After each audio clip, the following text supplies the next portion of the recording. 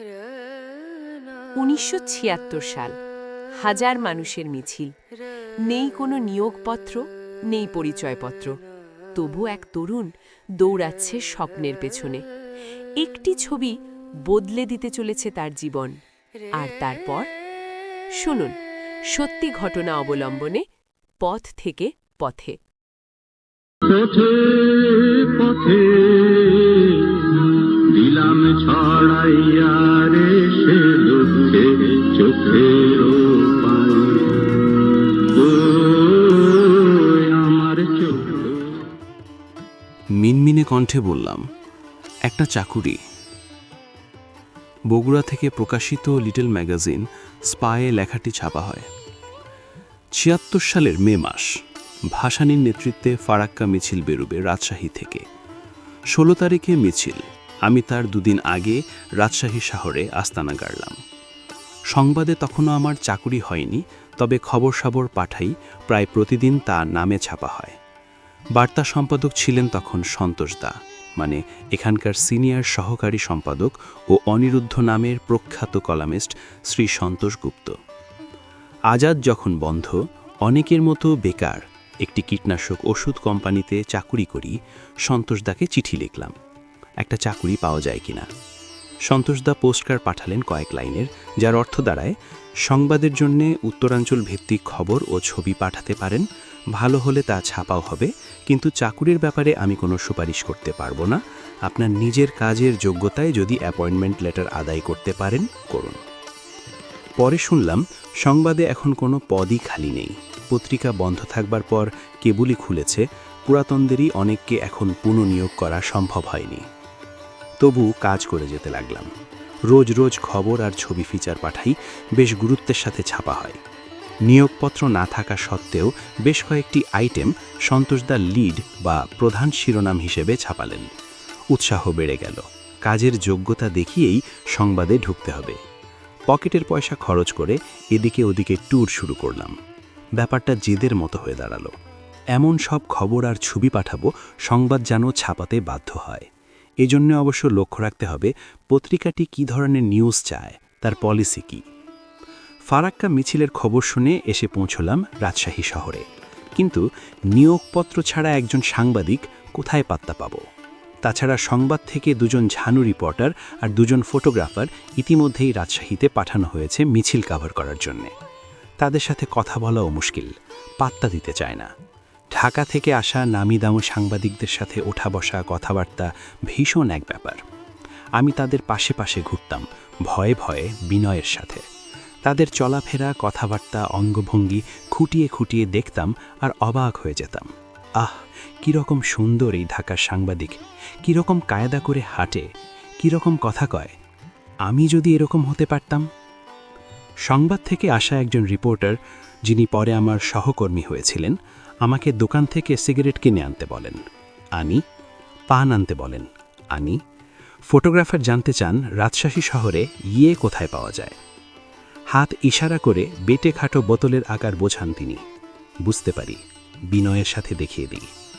আরেকজন হাতের তালু গোল করে জানতে চান এখানে ইয়ে পাওয়া যায় না। বুঝতে পারি তিনি কি চান। মনে মনে বলি, সাংবাদিকতা করতে এসে মদ বেশ্যার দালালি করতে হবে নাকি? কিন্তু মুখে বিনয়ী থাকি।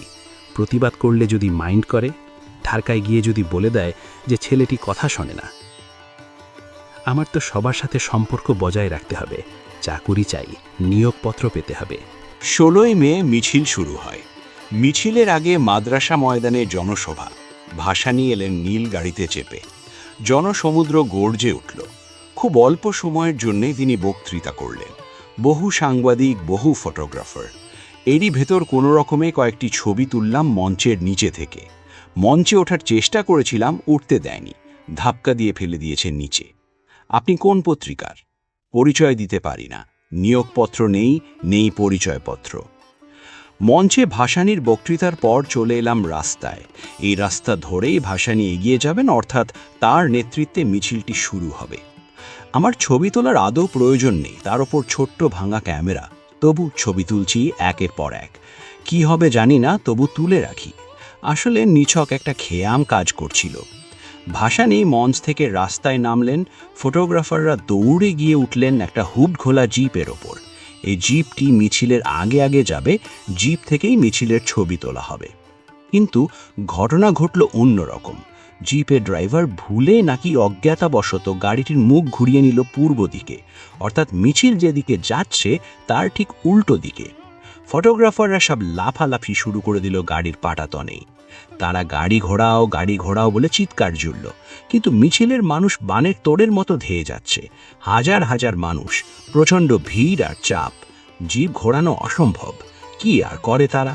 জিপ থেকে লাফিয়ে নেমে মিছিলের অগ্রভাগে ছুটল, কিন্তু মানুষের বানে এগোনো অসম্ভব ব্যাপার। আর ভাসানীকে সামনে নিয়ে মিছিলটি ইতিমধ্যে এগিয়ে গেছে সামনে, আধ মাইল মতো। আমি দেখলাম ভাসানীকে সামনে রেখে ছবি পাওয়া আমাদের ফটোগ্রাফার দ্বয়ের পক্ষে অসম্ভব, অথচ এরকম ছবি তোলা আছে আমার ক্যামেরায়।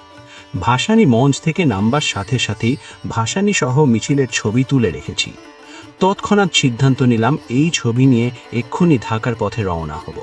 রাত 12টার আগে পৌঁছতে পারলেও ছবিটি হয়তো ধরানো যাবে। মিছিল এগোতে লাগলো, আর আমি মাদ্রাসা ময়দান থেকে সোজা চলে এলাম উল্টো দিকে নাটোর বাস স্ট্যান্ডে। নাটোর থেকে ঈশ্বরদী যাব দুটো রকেট ধরে, তারপর আবার বাসে করে পাবনা হয়ে নগরবাড়ি ঘাট। পকেটে মাত্র 50টি টাকা। আমি মোটামুটি একটা ধারণা করে নিলাম যে পরিস্থিতি যা সৃষ্টি হয়েছে তাতে সংবাদের ফটোগ্রাফার দুজনের মধ্যে কারোই সম্ভব নয় ছবি বা ফিল্ম ঢাকায় পাঠানো। অবশ্য অন্যান্য পত্রিকায় ফিল্ম গেছে বিবিসি প্রতিনিধির গাড়িতে। নাটোর বাসস্ট্যান্ডে আসবার সাথে সাথেই দেখি একটা লোকাল বাস ছাড়ার প্রস্তুতি নিচ্ছে। চেপে বসলাম, ঠিক দুটোয় নামলাম নাটোর স্টেশনের পাশের রাস্তায়। টিপটিপ করে বৃষ্টি হচ্ছিল, সেই সাথে ঝড়ো বাতাস। তাকিয়ে দেখি রকেট ট্রেনখানা প্ল্যাটফর্ম থেকে কেবলই ছেড়ে দিয়েছে, এগিয়ে আসছে ধীরে ধীরে, স্পিড নেবে, মহা মুশকিল। এই ট্রেন ধরতে না পারলে ঈশ্বরদী পৌঁছানো অসম্ভব, আর কোনো উপায় নেই। কি করি? সোজা এসে দাঁড়ালাম রেল লাইনের ওপর।